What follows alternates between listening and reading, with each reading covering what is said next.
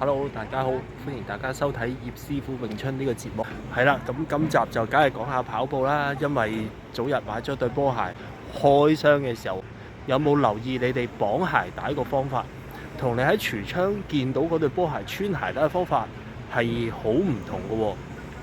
但係都冇對住鏡頭講添。其實點解會唔同呢？因為我哋做 visual 嘅時候呢，鞋帶穿法應該係咁樣樣嘅。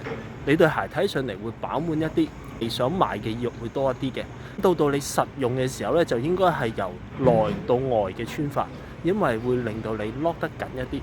至於另外一樣呢，鞋底係冇乜人去留意喎。可以咁講啦，有人會覺得我慢跑嘛，跑馬拉松咪揀翻對慢跑嘅波鞋咯。我快跑嘅咪揀翻對快跑嘅咯。其實你會留意啊，每對鞋底嘅爪數係唔同。我叫做爪啦，你要留意翻你慢跑嘅時候會唔會變速。如果變速嘅話，揀一對鞋底嘅爪數會貼合翻你隻腳嘅腳型嘅，會比較好一啲。因為你跑嘅時候呢，會令到你自己嘅筋啦、腱啦，甚至乎肌肉係好有分別。